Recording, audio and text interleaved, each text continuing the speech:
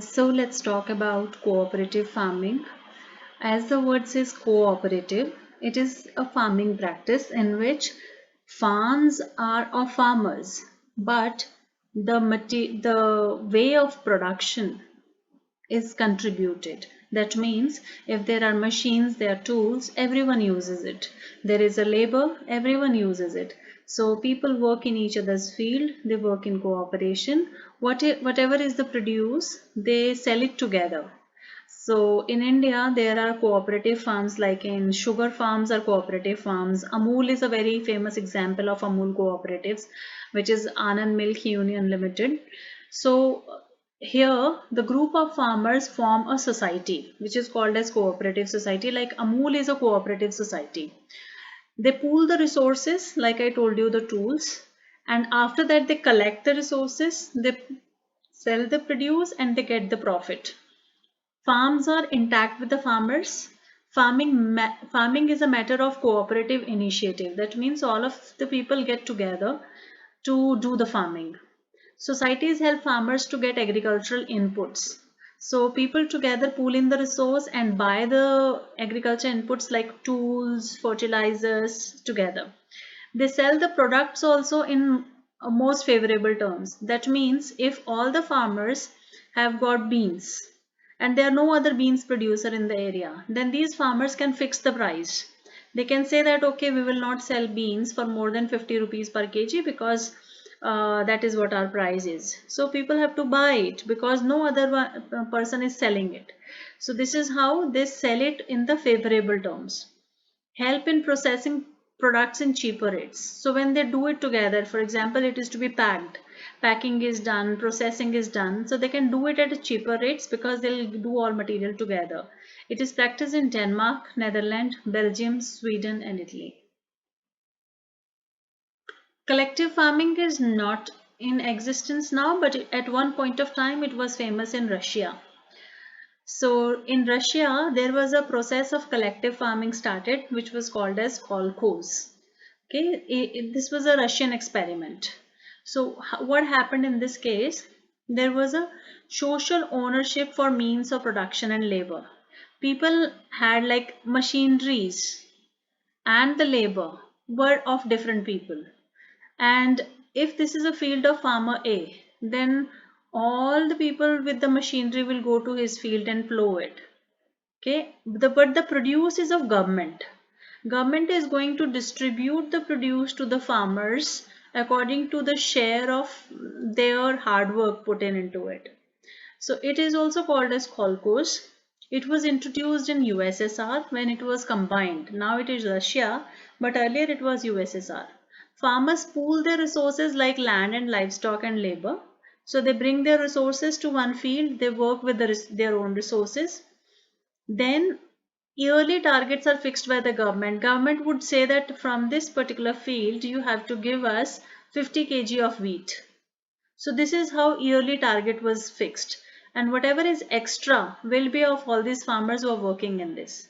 Government fixes the produce rates also, and excess of produce is distributed to the farmer. So if government has fixed 50 kg from here and the produce comes out to be 70 kg, then 20 kg will be distributed to 1, 2, 3, 4, 5 farmers who are helping here, or these farmers who are helping here.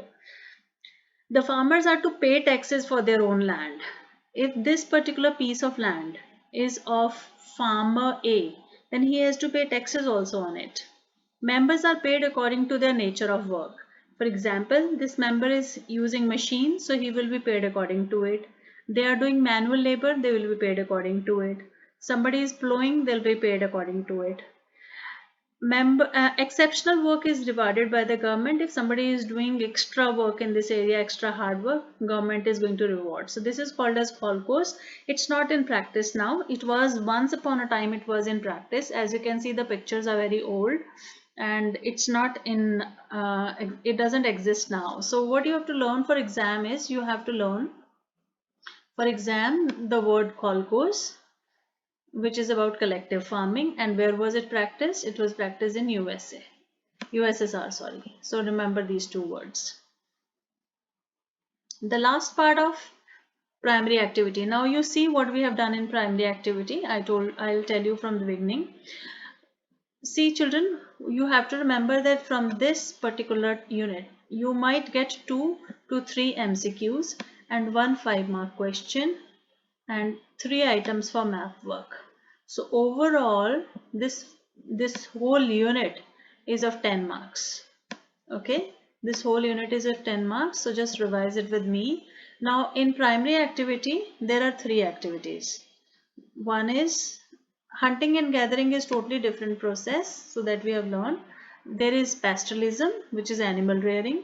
There is agriculture, which is rearing of crops, and then there is last thing, mining.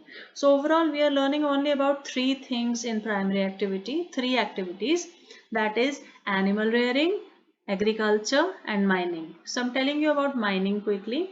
What is mining and how it is done? Mining is taking out minerals from the earth's surface. Minerals are taken out from the earth's surface in 2 ways. Firstly, like this. We just keep digging the land and taking out the minerals. This is called as open cast mining. That means we have opened the surface of the earth and we are taking out minerals from here.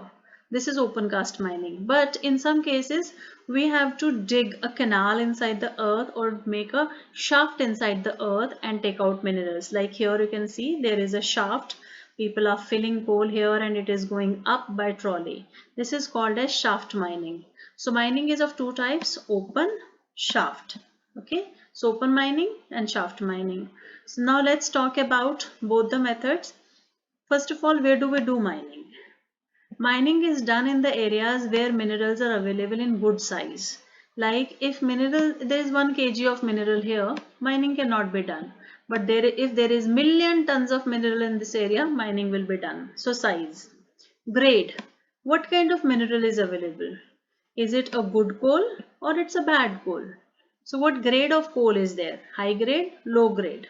That is another thing. Mode of occurrence, where is it found? In what kind of rocks it is found? Deeper part of the inside, upper part of the inside, that's called as mode of occurrence. Then demand of mineral. Mineral is available, but is it required? If it is required, it has a demand, it will be taken out.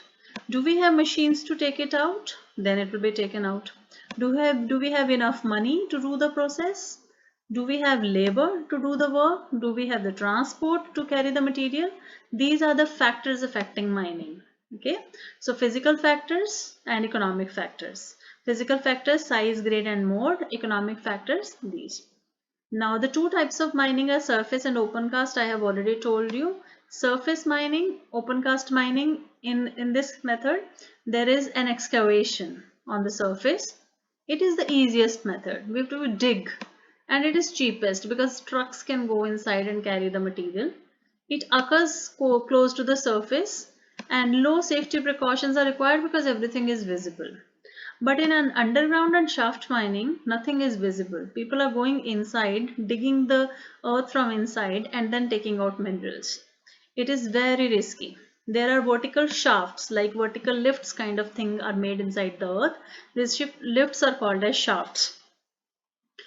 There is drilling done, like here it is drilling is done.